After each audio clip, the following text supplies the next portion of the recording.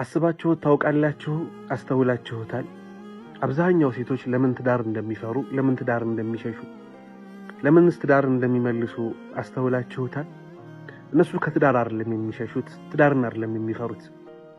የሚፈሩት የሚያገቡትን ሰው ነው። ምናልባት የሚያገቡት ሰው ፍቅርና ውዴታን የማያውቅ ቢሆንስ ብሎ ይሰጋል። እነሱን የማይንከባከባቸው፣ ስሜታቸውን የማይረዳ የማያዳምጣቸው ወንድ እጅ ስር መውደቅን እጅጉን አድርገው ይፈራሉ። የእነሱን ስም መጥራት ከሚሸማቀቅ ወንድ እጅ ስር መሆን እጅጉን ያሰጋቸዋል፣ እጅጉን ያስፈራቸዋል። በእነሱ ፊት ፈገግ የማይልላቸው፣ ከእነሱ ለመሸሽ ብሎ በስራ በምናምን የሚያሳብብ ወንድ እጅ ስር መውደቁን እጅጉን ይፈራሉ። እነሱን ከምንም ሳይቆጥር በሁለተኛ ሚስት የሚያስፈራራቸው ወንድ እጅ ስር መውደቅን እጅጉን ይፈራሉ። ወዳጄ፣ ሴት ልጅ ምንም ካንተ አትፈልግም። እንክብካቤ፣ ትኩረት፣ ውዴታን እንጂ ሌላ ምንም አትፈልግም። አንዳንድ ወንዶች ሴት ልጅ የሚመለከቱት የሆነ የተቆጣጠሯት አካል እንደሆነች አድርገው ይመለከታሉ። የህይወት አጋራቸው፣ የልጆቻቸው እናት መሆኗን ይረሳሉ። የትዳር መሰረቱ ውዴታ፣ እዝነት፣ መከባበር። ታዲያ እነዚህን ነገሮች የምታደርግ ከሆነ ጥሩ ትዳርና ጥሩ ሴትን ማግኘት ትችላለህ። ወዳጄ፣ ራስህን አስተካክል። ለትዳር ራስህን ቅረጽ። አላህ ያስደስታችሁ። ብስሚላህ ራህማን ራሂም። ሰላሙ አለይኩም ወራህመቱላሂ ወበረካቱሁ። ውድና የተከበራችሁ ወንድሞቼና እህቶቼ ባላችሁበት የአላህ ሰላም በእናንተ ላይ ይሁን እያልኩ አንዳንድ ከልጅነታችን ጀምሮ ከሰማነው ነገር በስህተት የተረዳነው ወይ ደግሞ ሲነገረንም በስህተት መልኩ ከነገሩ ነጥቦች እስቲ እርማት እንውሰድ ዛሬ። የመጀመሪያው ነጥብ ከሰላት ጉዳይ ጋር ተያይዞ ነው። አስተውላችሁ ከሆነ በልጅነት ሲነገር የነበረው ምንድነው? ሰላትን ታሪኩ ሰላት የሚባለው ወይ ደግሞ እያቆራረጠ ከሚሰግድ ሰው ይልቅ ሙሉ በሙሉ ሰላትን የሚተወው ሰው ይሻላል የሚል ነገር ሰምታችሁ ታውቃላችሁ? እኔ በልጅነቴ በደንብ አድርጌ ያስታውሳለሁ፣ ሰምቻለሁ ይሄን ነገር። ሰላትን እኮ እያቆራረጡ ከሚሰግዱ ሰዎች ሙሉ በሙሉ የማይሰግዱ ሰዎች የተሻሉ ናቸው ሲባል ነው የሰማሁት። ያ ደግሞ ትልቅ ስህተት ነው። ሹፍ አላህ ሱብሓነሁ ወተዓላ ሰላትን ጊዜውን ጠብቀን እንድንሰግድ ሲያዘን ኢነ ሰላተ ካነት ዐለል ሙእሚኒነ ኪታበን መውቁታ ብሎ ነገረን። ሰላት ጊዜዋ ተጠብቆ የምትሰገድና ለአላህ ሱብሓነሁ ወተዓላ የምትደረግ ዒባዳ መሆኗን አሳወቀንና ሁላችንም ጊዜውን ጠብቀን መስገድ እንዳለብን አሳወቀን። ሆኖም ግን ከብዙ አዲላዎች ኢስቲቅራእ ተደርጎ ዑለሞች ሲያስቀምጡ ምንድነው ያሉት? ሰላትን ታሪኩ ሰላት የሚባለው ወይ ደግሞ ሰላትን የተወሰው ብሎ ማለት እያቆራረጠ የሚሰግድ ከሆነ አንደኛውን ሰግዶ አንደኛውን የሚዘል ከሆነ አንዳንድ ሰዎች አሁን በጣም ይከብዳቸዋል ሰላትን አከታትለው መስገድ። ወንጀላችን ሲበዛ ወደዚያ ነገር ያመራልና ወንጀላችን በዝቶ እዚያ ደረጃ ላይ ካደረስን ሰላትን እያቆራረጡ የሚሰግዱ ሰዎች ሙሉ በሙሉ ከኢስላም ይወጣሉ ማለት አይደለም የሚል አቋም ነው ያለው። ወላኪን ሰላትን ሙሉ በሙሉ እርግፍ አድርጎ የተወው ሰው ደግሞ عند جمهور العلماء يعني አብዛኛው حتى የትኛው ሙተአኺርም ሙተቀድም የሆኑትም ዑለሞችም ሲያስቀምጡ ምንድነው ያ ካፊር መሆኑን ነው የሚያስቀምጡት።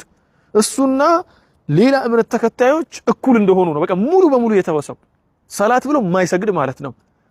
እንዲያው በየሳምንቱ በጁምዓ ቀን ብቻ ሄዶ ጁምዓ የሚሰግድ ሰው እስልምናውን አይነፈግም ብሎ ማለት ነው።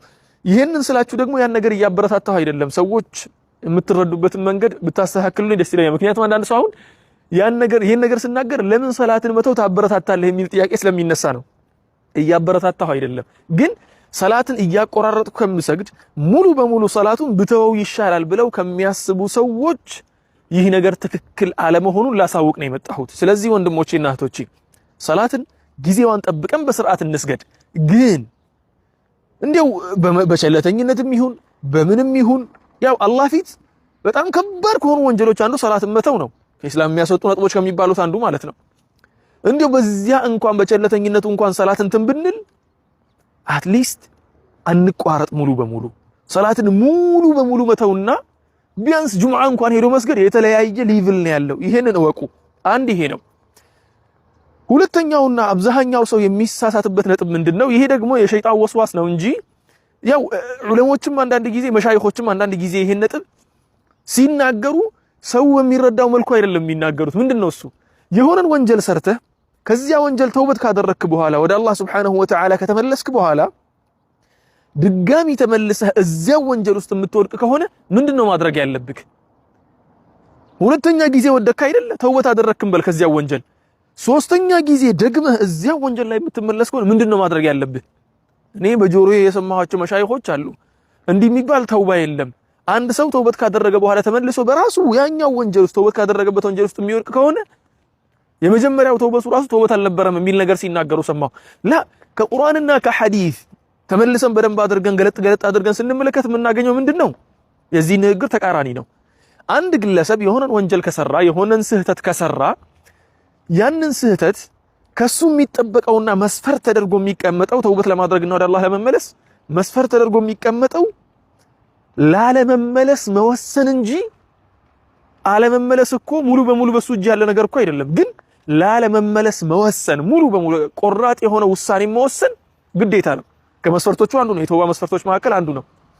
ስለዚህ አሁን ካንተ የሚጠበቀው ከሆነ ወንጀል ስትወብትና ወደ አላህ ስትመለስ ይሄንን ወንጀል ከዛሬ ቀን ጀምሮ አልሰራም ብለህ ሙሉ በሙሉ ትክክለኛ ውሳኔ መወሰን ነው።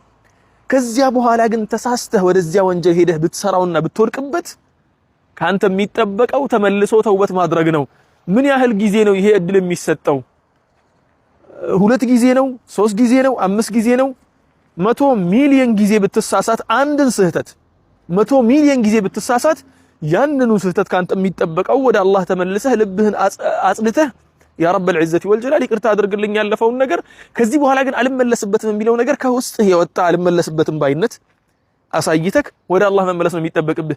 በአንድ ወንጀል 100 ጊዜ ተውበት ይደረጋል፣ 100 አይደለም ሚሊዮን ጊዜ ተውበት ይደረጋል። ታሲ ስለዚህ አሁን አንሳሳት። የሆነን ወንጀል የደጋገመ ሰው ከዚያ በፊት የነበረው ተውበቱ በአጠቃላይ ተቀባይነት የለውም ማለት አይደለም። ተቀባይነት አግኝቶም ግን ወደዚያ ወንጀል የሚመለስበት እድሎች ሊኖሩ ይችላሉ ማለት ነው። ስለዚህ ወንድሞችና እህቶች ለዛሬው እስቲ እነኚህ ሁለቱን ብቻ ያዙልኝ። ኢንሻአላሁ ተዓላ ቀስ በቀስ እዚህ ከመዲና ሰማይ ስር ኢንሻአላሁ ተዓላ ቀስ በቀስ እየቀጠልን የምንሄድ ይሆናል። እነኚህን እርማቶችን እንዳልኳችሁ ነው። ሰሞኑን ደግሞ ስለ ትዳር ጉዳይ አንዳንድ ቪዲዮ ሰራለሁ ብያችሁ ነበር። ያ ነገር ጊዜ ፈጀብኝ። እየተዘጋጀሁበት ነው። ኢንሻአላሁ ተዓላ ጥሩ ነገር እንደማቀርብ ተስፋ አደርጋለሁ። ቢኢዝኒላህ ለአላህ ብዬ ወዳችኋለሁ።